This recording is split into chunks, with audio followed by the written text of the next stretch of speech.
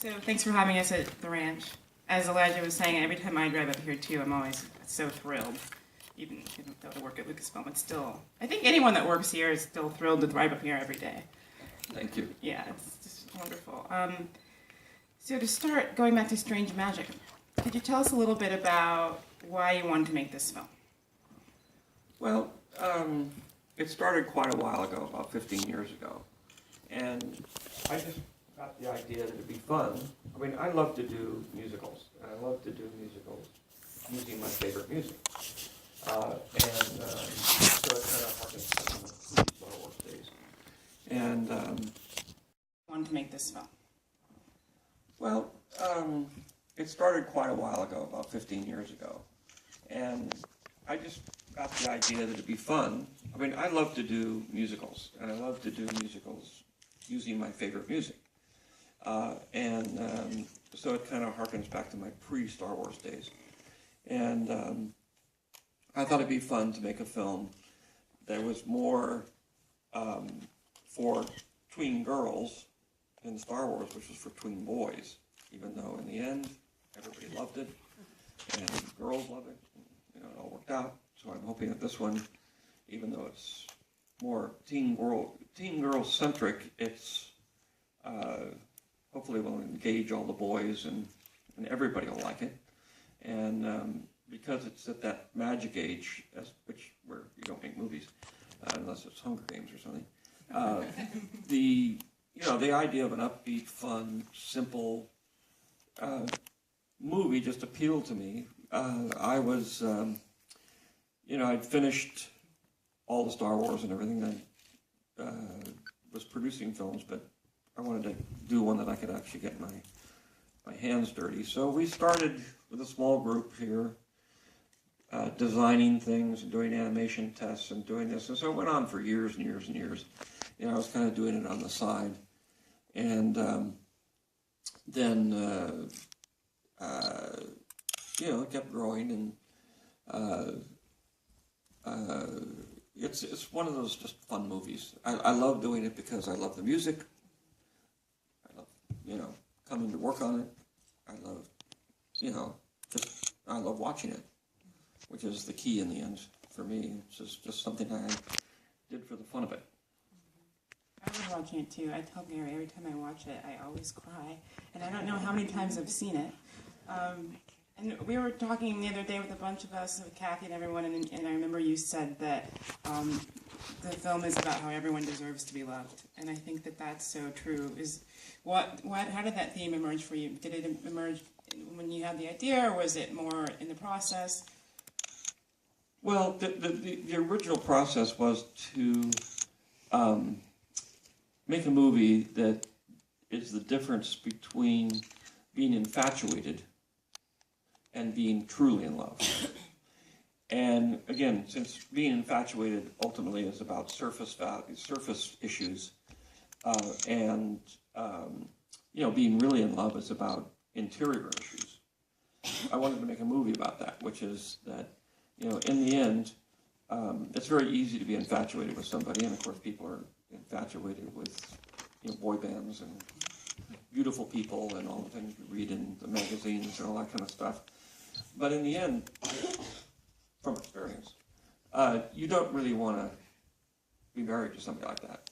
You really don't want to spend the rest of your life like that, and you really aren't going to have a serious, deep relationship with somebody like that. They have a tendency to be with somebody else like that, which means that, and they usually doesn't last very long. But as a result, it was just to play with that and say, and especially, again, for young girls who are prone to infatuations, to say, it's not always the cutest guy in the class that you really want to be out with. So that kind of idea, and then as I moved along, obviously, for me, personally, I had been a bachelor for 20, I got married, but then I got divorced, but then I was bachelor for 20 years. Mm-hmm.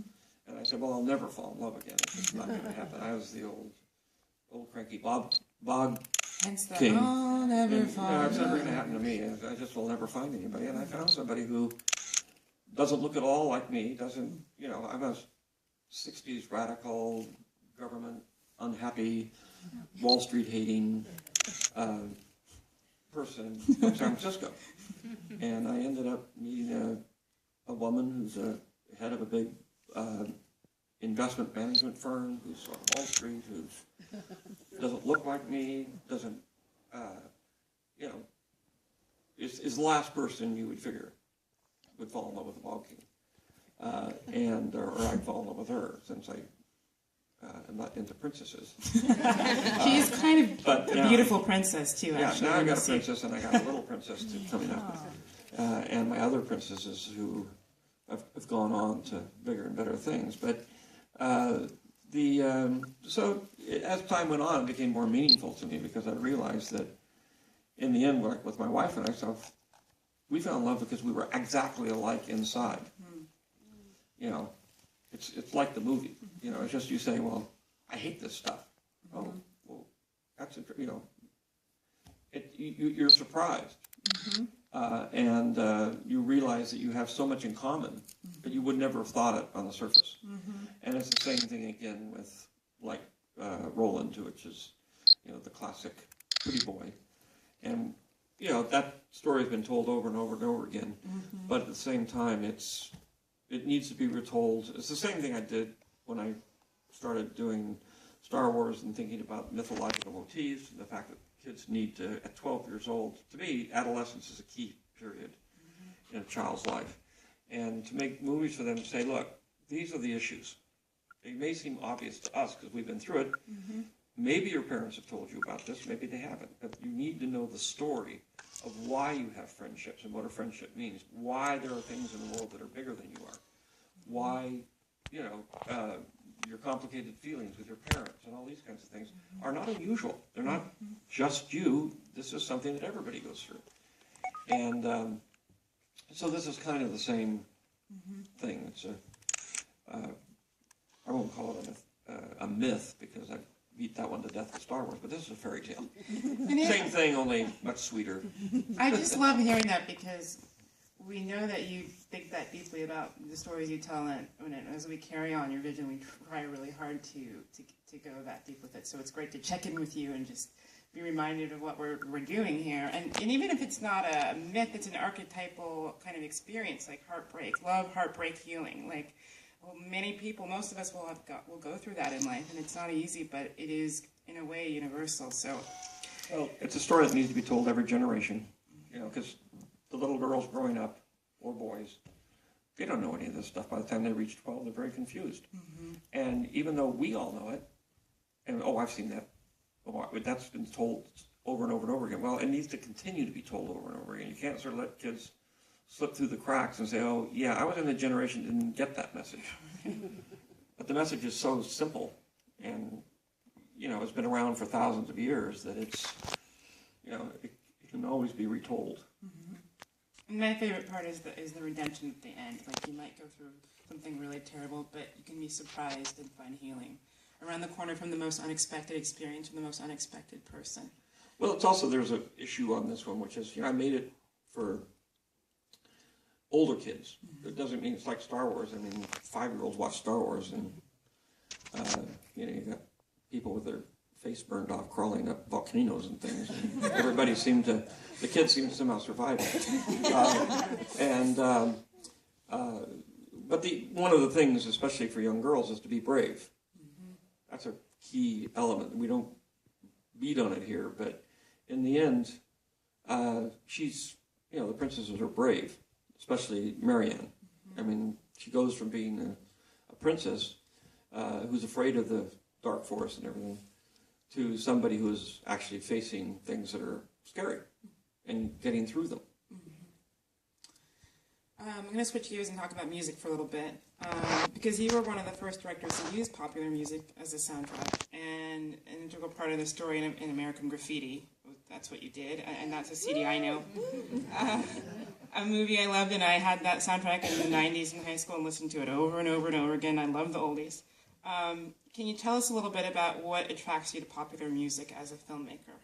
And also after that, I want to ask how you decided to work with Marius DeVries on the movie. Well, I love music. Music's a huge part of my life. I love all kinds of music, and and obviously I listen to music every day and on the radio, top 40, and all that kind of stuff. But I also listen to a lot of other kinds of music. But with this one of the inspiration for this was I wonder if I could tell a love story using love songs.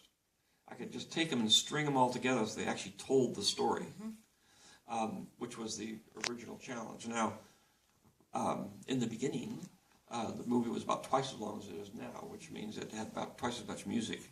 And I feel pain about the fact that some of those sequences where I know that yeah, right. Well, I'm all for it. The where there were great sequences with great songs, and Marius even recorded them. The actors recorded them. We had all these great things, but ultimately, there's a thing called discipline.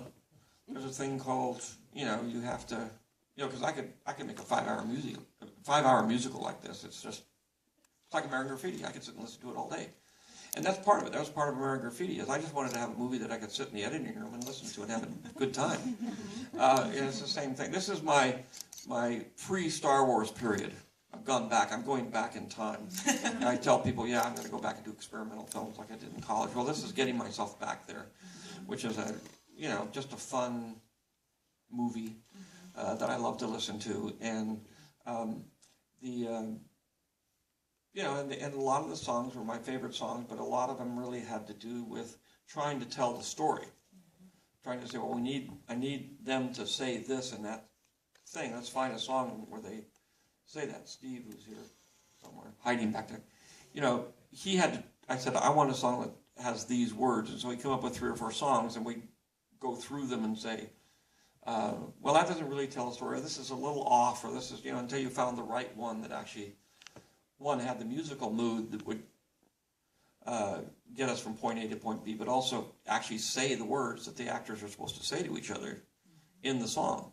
And that's where Marius came in, which is to say, how are you going to stitch all this stuff together when it goes, from one, different genres, different time period, different everything, but knit it all together so it sounds like it belongs in one thing.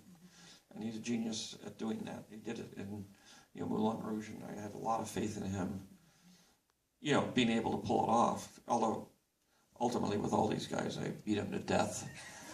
Finally to the point where, fortunately, Gary came in and said, well, we have to make these decisions. We can't just have all this music that George loves. We have to get this down to a reasonable length. Okay, audience questions. Okay, you go. With Strange Magic, especially talking about your relationship with your daughters and stuff, so it seems like it's very much inspired by your children. How does being a parent inspire you in all your stories? Well, I'm a big parent person, kid person. And I didn't think much about kids and I was working a lot and all that kind of stuff. I'll have kids, whatever. And then when my then wife and I decided to have kids, we tried and couldn't. And so in the end, I ended up adopting kids. The first one I adopted my wife, but within a short time we got divorced. And but when I was walking through the hospital with her, she was a couple hours old. It was like lightning struck me. I'd never had an experience like that ever. And it just, again, the magic of it hit me. And so I was raising my daughter, and then my daughter said, well, I want to have she always wanted a brother. And she said, I want a brother. And so finally, and I knew how to adopt. I'd become sort of the adoption specialist for all my friends because I'd adopted her. And and I had a good friend of mine was an adoption lawyer who helped us. He was like 90 years old, but he and his wife became very, very good friends. And so I got talked into having another one. And, because I think my daughter was 7. You don't, in the beginning you say, well, it's very easy to have another one. You have one and you say, oh God, she's walking now, she's talking, she's doing this, I want to go back to that other thing. The only way you can do it is have another one. And, and it gets better and better until obviously they become teenagers and they're programmed to be obnoxious. And that's the only way you can get rid of them. Otherwise baby them for the rest of your lives and all that kind of stuff. But, like me, I went through 3 of them and then wanted to have another one. I forgot it. It's like pregnancy, I guess. You forget. Yeah. You forget what they were like as teenagers. And you think, oh, but they're so cute. So I ended up having another one. And this one, because of technology and everything, I was able to have a natural baby. It's really exciting. Yeah. Special story. Who's another question? Back in the back right there. I have a daughter who's obsessed with fairies. So did any of your girls go through a phase, and is that kind of what was the inspiration for your fairy theme of the movie? No, I just, it was fairy tale. My daughter, my middle daughter, who I was just on the phone with, is now working as, doing music videos and things. And she's 26. And she loved Wizard of Oz. So we spent years, because we have the entire thing, we spent years reading The Wizard of Oz. Every night we'd read a chapter. And, it's a fairy tale of sorts. It's not, I don't know where you classify it, but that obviously had an effect, and she still cherishes it as something very special to her. And I think that more than anything else had an effect on me. So I read that you originally had a bunch of Beatles songs for the movie to bring the whole movie together. What were those songs, and were you actually listening to those songs when you came up with the idea? Well, there are things like, you could go through the Beatle catalog, and anything that's got love in the title is something that we had in there, or I had in there. All you need is love. But again, it's, there's a real world, and that real world, this is a relatively inexpensive movie, small, very small. And so, just like American Graffiti, I couldn't afford to put Elvis Presley in there. So I didn't, but I survived. It's like everything else, you have to kind of be strong, be brave, and sometimes trim some of the things you really love. It's the difference between having a button-down movie and an indulgent movie. So, it's, say we all love it. We've seen movies, we've seen the movie that has a lot of other stuff in it, which is fun. But I'm extremely happy with the way it turned out. The story is told very efficiently. The songs are still there. It's great when you have, I don't know what we had originally. We have like 100? Something like that. They were all wonderful. They were all spectacular. And now what do we have? About 40? 45? Huh? 25? Oh, no wonder it's so painful. But they're all great. We don't go through long periods without music. To me, it's fun. And again, there's the part where you actually have to tell the story. So I think it melded correctly between the actual story and the dialogue and the characters and the music. And it all feels like it belongs together, to me, anyway. But I'm very kind to my own movies. So did you start with a set of songs in mind, with this notion in mind to tell the story that are still in the film that we saw today? Some of them are, yes. When I first started, I took songs that told the story, and then we went and, again, this went over a period of a long time, but we then took and started doing storyboards, and we started putting that's when Steve started working. where we would actually get songs, we would actually get the words, we would actually, weave it all together. But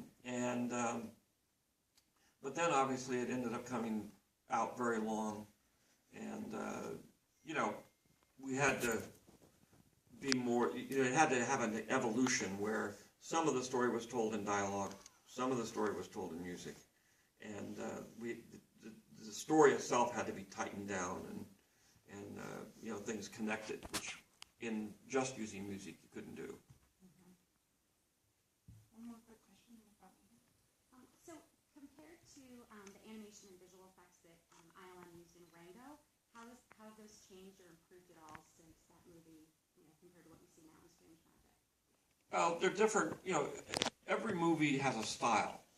I mean, animation. Some people have made mistakes in animation by trying to say, we want this to look realistic, which, one, isn't really possible, and two, is not very bright. Because the whole idea of animation, the art of animation, is to create a style that is different from shooting a live-action movie. It's the style that is part of the art of it. In some feature films in live action, you use a style that's very distinctive, but animation sort of is demanded of it. Because if you are going to make it look realistic, why not just shoot it? Why not use actors and shoot the thing? So there was a period where they were trying to go for that. And we can still do it. We do it in special effects, which is to say we create realistic versions of actors and intercut them for a lot of different reasons. So the idea of making a real, the animated character look real, we've already accomplished. But the one thing you can't do, which is the part that Elijah was talking about, is a computer can't act. Only a human being can act.